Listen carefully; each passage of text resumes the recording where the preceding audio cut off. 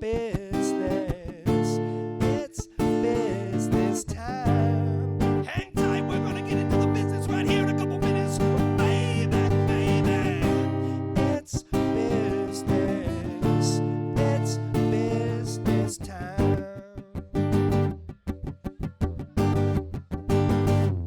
All right, we are here with week 11 of It's Business Time at Stitch House. We have Mr. Jim Miller in the house from Out and About Magazine. Jim, thank you for coming out. Yeah. Thank you for joining.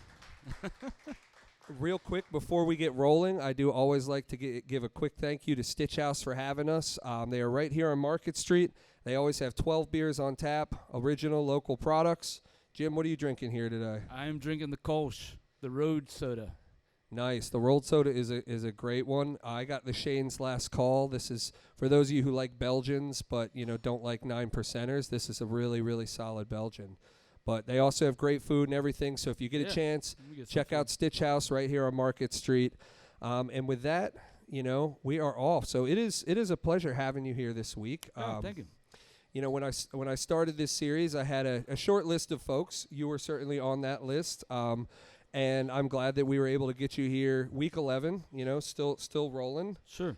It's funny because I was actually just reading the latest Out and About. We got Richard Raw featured. Yeah.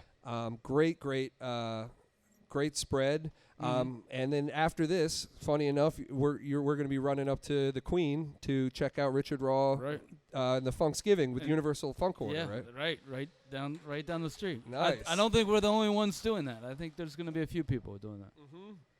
Yeah. Yeah, and it's a testament of how many things are going on in Wilmington if you just kind of look around. Yeah. Which really is a segue to Out and About. Well, that's true, right? Like 10 years ago.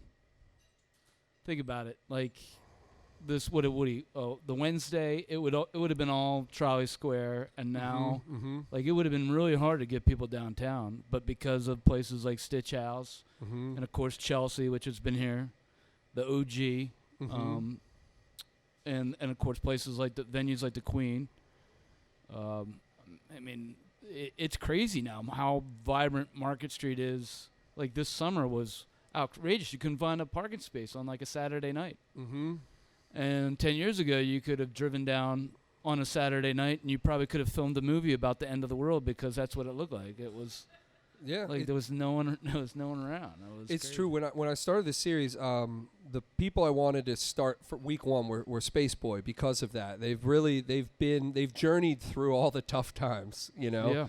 and have been an anchor on Main Street as well through that. But yeah, I mean, we're going to get to a lot of the ways we know each other through the Shine a Light org and all the music stuff.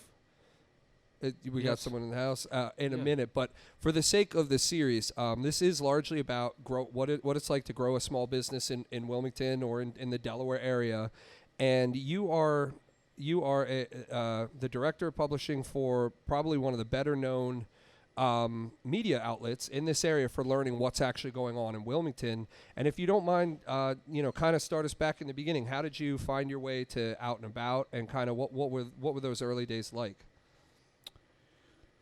Well, I mean, my story is a little unique in the fact that I went to AI high school, and we had a really good school paper, and I originally was in the jazz band, and I got upset. Kenny's going to laugh at this. I got upset because I didn't get the first chair in the jazz band, and I was like, and I probably was not, in all honesty, probably was not fit to be first chair of the jazz band. But, I was young and naive and reckless, and I wasn't really happy about it. And right around that time, the woman who was teaching a journalism class she came up to me and said, I had a conversation with your English teacher, and she said, "You're a really good writer. Have you ever thought about taking the journalism class and writing for the school paper?" And so I switched my elective from jazz band to journalism. And it was crazy when they say this, like, a teacher can change your life. Wow. That teacher, Mrs. Rowe, changed my life. And she taught that class along with Carol Kipp. Carol Kipp is my boss's mother-in-law. So I was actually working for Out and About when I was in high school, delivering the magazine and kind of doing like the events calendar and stuff like that. It was kind of an internship. I wasn't really, I do that maybe after school or during the summers or on the weekends. And, then I went to college. After college, I took a year off. I was in Jackson Hole, and I came back, and I was freelancing. So I was doing writing for Out and About. I was writing for the News Journal. Might have written for some other things, and then eventually the writing led to me getting a part-time job at Out and About, and I was kind of back where I started. Really. Do you remember some of those early articles? Do you have one that jumps out that you loved? Yeah. I wrote a story about going spelunking. I was in caving, and the reason I remember this, well, two things I remember this article is like, I went with these guys. I didn't even know these guys. So it was like, I kind of knew them through a friend, and they're like, yeah, these guys go caving all the time. And we went in some cave down in Pennsylvania somewhere, and I was like, man, I was just kind of thinking about this. I was like, if I don't come back, I don't know if anyone knows where I went. I thought about this when I was like probably 200 feet under the ground somewhere, squeezing through like a little crevice. But I remember that story because I came back and I wrote the story, and my boss hated it. He hated the story. He was like, he kind of gave, it was like a wake-up call, really. Yeah. Because I think I'd forgotten a lot of the things that I learned in school, and I was coming back after a year, and so that was a good experience. It was like one of those things where you're kind of like, what is this really what I want to do? Because if I do, I gotta pay attention a little bit more, and it's not just about going and hanging out in a cave somewhere in Pennsylvania. You gotta learn how to communicate the story, and so that was a good experience. So those were the early days, and I think a lot of people, regardless of what path they find, I love that, like, it feels like the writing DNA, the journalism DNA was in there from the very, very beginning. And how did those kind of early freelance works, like, how did that start to transition into a bigger role there at Out and About? Well, I was actually working, I was writing a community column I was a freelancer, but I was writing a community column for the News Journal. And then I was substitute teaching at various schools through Red Clay Consolidated School District, and essentially learning a lot about karma and how the universe goes around, and everything that you put out that's negative comes back at you. Yep. Eventually, because that was some of the funniest stuff that happened in my life, teaching like third grade students or high school students, and you learn that teaching is it's not an easy job, especially when you're dropped in, kind of like a paratrooper dropped into like a little elementary school, and you don't know anyone, and they're gonna see how far they can push you, and always. But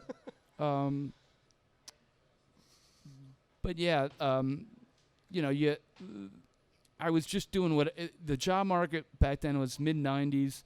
Job market wasn't great, and I was just doing whatever I could to make money, and but that also coincided with the community part thing I was doing with News Journal. Actually kind of was good because I was writing about different places, that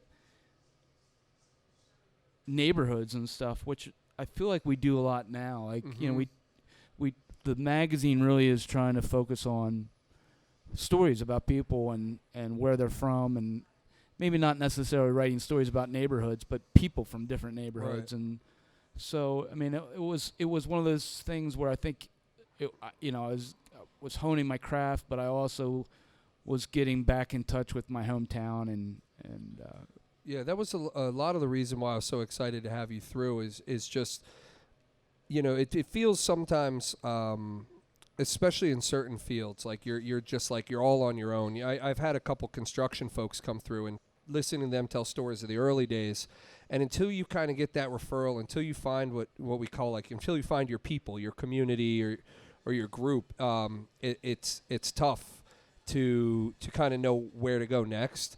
And one of the things I love about Out and About and kind of the arts and music community that you are so prolific in is it's an easy place to jump into, and everyone's so welcoming. And I have some experience in Philly. I lived there for a little while, but I feel like there's something so unique about the arts and music community here in Wilmington, and you as someone who's written so much about it.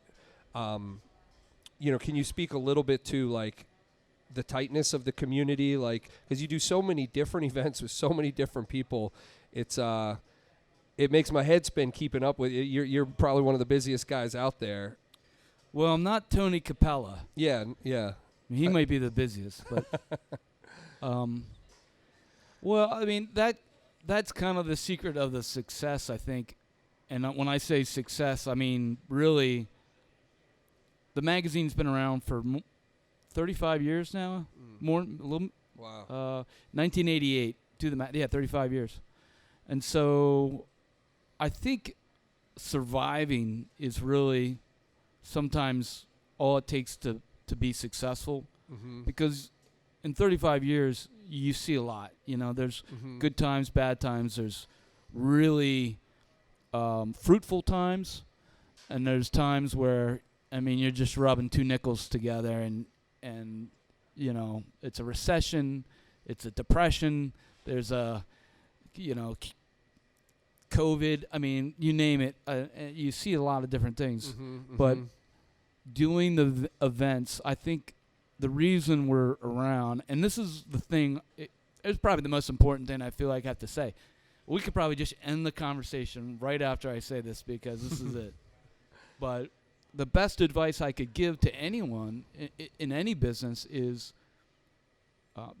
the relationships, and no matter how big or small, those are things. That's the magic is nurturing those relationships. So I think when I think about the longevity of Out and About, the reason that we're still here is because we took the time to do those events, and we, and. Not all those events were great events. Like some of those events were like really. I can remember an event I did here on Market Street, right up a couple blocks this way, and it was such a dismal turnout. I just wanted to go disappear someplace, and I couldn't. And it was just, I felt like I'd put so much heart and soul into it, and this is probably going back to early 2000s. But then, we've done things like the Halloween Loop and the Loop series and Wilmington Beer Week. And of course, we're a supporter of Shine a Light, City Restaurant Week. There's just a lot of things that I feel like we've put the time into growing. And they're, they're that's people. There's it helps small business. This whole thing's about small business. Well, if you're helping roll up your sleeves and helping the community of small businesses, whether they're restaurants or they're bars or they're musicians or they're breweries, small breweries. If you're putting something into this and you're helping kind of circle the wagons or lead the charge, people remember that. And they may not always say thank you, but they remember it. Right. And, then hopefully they've got your back when you need it. So. Yeah, absolutely. You mentioned so I do always ask a question like what was a time when things were kind of bleak, when things were tough, or maybe there were layoffs or the recession. You mentioned the rubbing two nickels together, and I think for those watching, the more information they have before they get to those moments, the better. Was there anything like was there a secret sauce to get through those moments? Was it just and it can be sometimes it can be layoffs, sometimes it can be asking for money.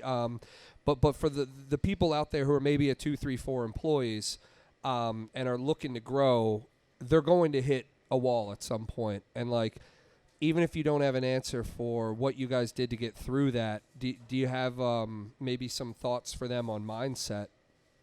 Was there a low point for Out and About? Was there any period where you said to yourself, "Man, this is not working"?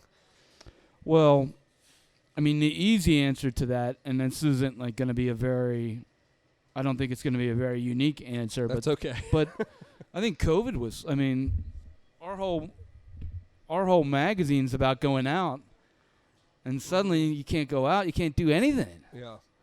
And so it was like Out and About became like Inside and Alone. Yeah. And how do you make a magazine about that? So, like, thinking about it, we went from 88 pages. We were supposed to put out an 88-page magazine. We were all set to put out an 88-page magazine in April. And so we're always working a month in advance. Right. So we were in March. And, every day it gets a little bit more dire about what's going on and all this. If you remember, it was like, everyone was like, what is going on? Like, it was really kind of crazy. And I blocked a lot of it out of my mind. But it was just like no one not really knowing. And that's just but we went from an 88-page magazine to a 16-page magazine in 1 month. Yeah. But we still put out a magazine, and that I think was important. The important thing was to show up and not just, it was that little 16-page magazine was something. Yeah, some normalcy in a crazy time. And I'm, even though that was the smallest magazine we ever did, I am so proud of that one because it was something, and we had to move out of our office. We moved everything out in 3 days. We put out a 16-page magazine. We figured out a way to get it out there in like pizza shops, liquor stores, takeout places, maybe some health centers that were open. But it was dire. We went from 20. We produced in 20. 1,000 magazines to 4,500. Yeah, wow. And so that was like, but I don't think I think a lot of businesses have stories like that. Yeah. But there was other times when it was just, like a recession or something new came to the market that looked like it was going to replace us. Right. And we just figured out a way. I have to give credit to my boss, Jerry DeFilly, is one of the most tenacious human beings I've ever met in my life, and it doesn't give up, and so that kind of sets the tone for the staff. Yeah, that's it. Definitely, the team goes a long way, especially when it comes to morale and those kind of intense periods. I've been involved in a lot of small business scenarios, and sometimes when the ball gets dropped, you have the people who say, that's your fault, finger pointing, everyone starts to freak out. And then other times it's just like, we'll figure out whose fault this was 6 months from now, once we're back on track. And it sounds like you guys had a great team there during those tough periods. So I have one more question for you here, and then we'll kind of wrap up. I do want to keep these digestible, right around 20 minutes or so. Sure. But, I did ask about the low points there. Now, you've been involved in so many of my personal high points, from, like music series to the Shine a Light events to I think the time that I got a chance to hang out with you the most, the earliest, was you did like one of those film where you brought a bunch of people together to go see a movie. What is that series Oh, called? Movies on Tap? Movies on Tap. Yeah, and Yeah. I think that was like for a Star Wars movie, and I left thinking, why don't we do this more often? This is so cool. Like the lamest part about going to the movie is, you know, you don't have enough friends to go with, or you're going with one person, they didn't like it or something. But Yeah, we do that once a month, and that's actually a pretty good. That's a pretty good example, because that's. So you have Penn Cinema, which is a small business. They're independently owned movie theater, and we couldn't do this movie theater. Like, we couldn't do this at Regal. They would never. Right. They would have to go up the corporate chain and get approval by, like, who knows how many Nimrods and bean counters, and it just wouldn't happen. Like, they'd be like, figure out, some lawyer would say, we shouldn't do that. But Penn Cinema, they love the idea, and so we've raised $225,000 for local charities in 7 years of doing this.